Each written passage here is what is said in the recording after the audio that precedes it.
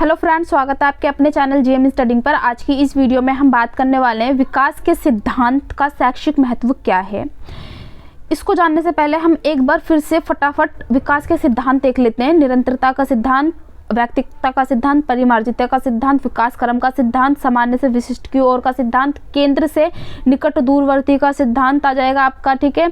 एकीकरण का सिद्धांत, परस्परता का सिद्धांत और आपका ऊपर से नीचे या मस्तकमुखी का सिद्धांत, ठीक है। फिर आपका आ जाएगा वातावरण अंतःक्रिया का सिद्धांत, ठीक है। तो ये आपके कुछ सिद्धांत थे। इसमें आप एक और ऐड करना, परिकल्पना का सिद्धांत और समान प्रतिमान का सिद्धांत, ठीक है। ये सिद्धांत कैसे शिक्षा में महत्वपूर्ण भूमिका अदा करते हैं इसको जानेंगे हम, ठीक है।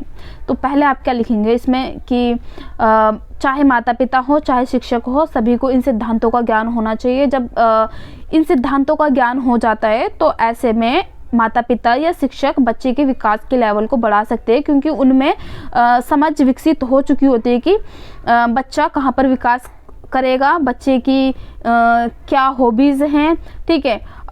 बच्चे से हमें कैसी अपेक्षाएं रखनी चाहिए, ठीक है। बच्चों की जो विभिन्न अवस्थाएं हैं उन अवस्थाओं को हम समझ चुके होते हैं, तो उनके अनुसार हमें क्या करना चाहिए, ठीक है। फिर बच्चों को कैसे पढ़ाना चाहिए, तो ये सब जानेंगे, ठीक है। तो अब पहला पॉइंट क्या लिखेंगे, व्यक्तिगत विभिन्नताओं का ज्ञान।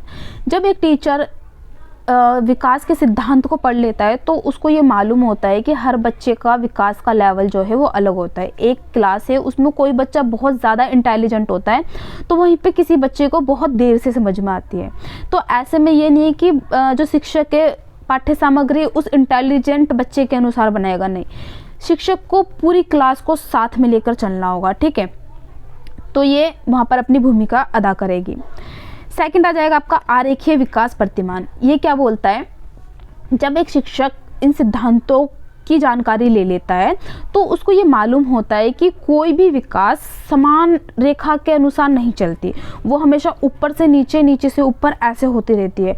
मान लीजिए कोई इंटेलिजेंट बच्चा है क्लास में, वो विकास करते करते एकदम से डाउन गया, तो वहाँ पर टीचर उससे चिल्लाकर नहीं पूछेगा कि आपके पहले मार्क्स इतने थे अब इतने कम आ रहे, ये वो नहीं। वहाँ पर टीचर जब विकास की सिद्धांत पढ़ चुका होगा तो वो समझेगा, वो आराम से पूछेगा, बेटा कोई प्रॉब्लम है, घर में कोई परेशानी है, क्या हुआ, आप आराम से बताइए।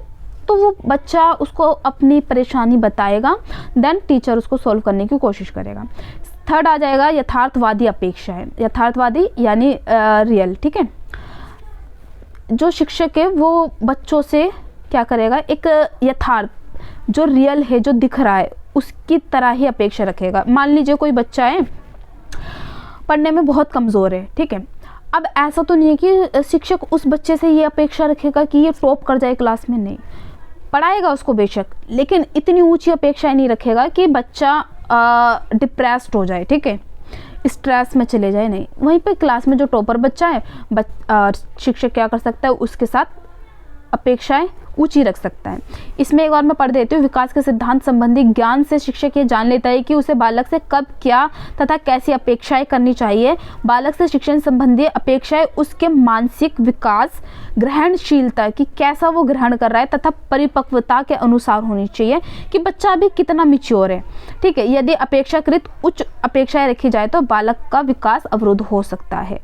इसमें क्या बोल रहे हैं कि जो शिक्षक है वो उसकी मानसिक अवस्था को देख कर रखेगा, विकास की कौन सी अवस्था में चल रहा है, यानी कि परिपक्व है या नहीं है, उसको देख कर रखेगा। और जो टीचर पढ़ा रहा है बच्चा उसको कितना ग्रहण कर सकता है, कितना ग्रहण कर रहा है, उसको देख कर रखेगा। ऐसा नहीं कि बहुत ज़्यादा उच्च लेवल का विकास, उच्च लेवल की अपेक्षाएं रख दी जिससे बच्चे का विकास ही रुक गया, बच्चा स्ट्रेस में चला गया, वो पढ़ ही नहीं रहा, ठीक है। देन आ जाएगा आपका फोर्थ, विभिन्न अवस्थाओं का महत्व। जब शिक्षक विकास के सिद्धांतों को पढ़ लेता है तो उनको ये पता रहता है कि इस अवस्था में बच्चा ये करता है, इस अवस्था में ये, इस अवस्था में ये। अब ऐसा तो नहीं कि ना एक छोटे बच्चे से हम एक बड़े बच्चे की तरह अपेक्षा रखें कि नहीं ये सब कुछ कर लेगा, नहीं। उसको हर अवस्था का पता होता है। जब बाल्यावस्था होती है तो ऐसे में जो बच्चे का मानसिक, सामाजिक, संवेगात्मक है ना, ये बहुत तेज़ी से बढ़ता है। तो उन अवस्थाओं को ध्यान में रखकर क्या करेगा शिक्षक बच्चों को पढ़ाएगा। सेकंड आ जाएगा सामान्य से विशिष्ट। जब शिक्षक को सामान्य से विशिष्ट के सिद्धांत का ज्ञान होगा तो शिक्षक ऐसे में क्या करेगा, पहले आसान आसान चीज़ कराएगा देन मुश्किल। लाइक ऐसा तो नहीं होता ना कि हमें सीधा कोई पैराग्राफ दे दिया बचपन में और हमने उसको पढ़ना स्टार्ट कर दिया, नहीं, पहले हमें वर्ण सिखाए जाते हैं, क ख ग सिखाया जाता है, ठीक है, फिर उन दोनों को जोड़कर पढ़ना सिखाया जाता है, फिर 3 शब्द का दिया जाता है, फिर मात्राएं लगाए, 4 शब्द मात्रा, ठीक है, फिर शब्द, फिर वाक्य, फिर पैराग्राफ। तो ये क्या हो रहा है, सामान्य से विशिष्ट की ओर जा रहा है। ऐसे में क्या होता है, जो विकास होता है ना, इसको हम एक तरफ से क्रमबद्ध विकास क्रम का सिद्धांत भी बोल सकते हैं। सामान्य विशिष्ट भी है, विकास क्रम का सिद्धांत भी है कि क्रम से जा रहा है, ठीक है। सेकंड आ जाएगा आपका भावी व्यवहार का निर्धारण। जब एक शिक्षक को बच्चे के बारे में पता होगा, जब एक शिक्षक ने विकास के सिद्धांत पढ़ रखे होंगे सारे बच्चे के, तो उसको ना ये मालूम होगा कि इस बच्चे का भविष्य क्या है।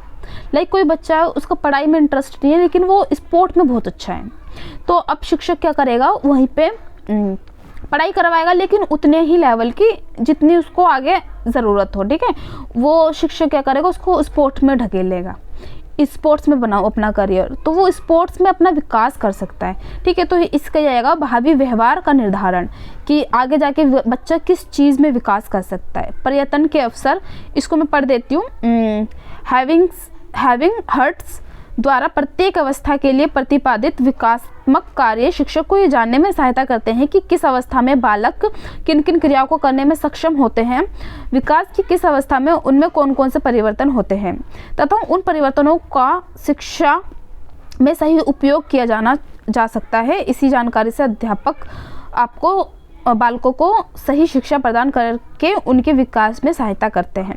अब यहाँ पर क्या है कि हर अवस्था का ज्ञान होगा शिक्षक को, तो उनके अनुसार उनको काम दिए जाएंगे, ठीक है, इतना समझ लीजिए। इसको नहीं लिखना, मत लिखना बेशक से। फिर आ जाएगा आपका निरंतरता एवं प्रयोजनशीलता का सिद्धांत। ये सिद्धांत क्या बोलता है, अगर बच्चा एक चीज़ आज नहीं कर पा रहा ना, तो उसको वो धीरे धीरे वो कर लेगा, उसको प्रयोजनशीलता, ठीक है, करवाते रहो, उससे करवाते रहो तो एक ना एक दिन वो सीख लेगा। क्योंकि अब कोई भी व्यक्ति है ना, वो एकदम से हर चीज़ नहीं सीख सकता। हर किसी की जो चीज़ ग्रहण करने की चीज़ है ना, वो हर किसी के अलग है। तो ये सारे शैक्षिक महत्व थे इसके, ठीक है। आई होप आपको समझ में आए होंगे। देन इसके आगे का मैं आपको कराती हूँ थ्योरीज वगैरह, ठीक है। Thank you.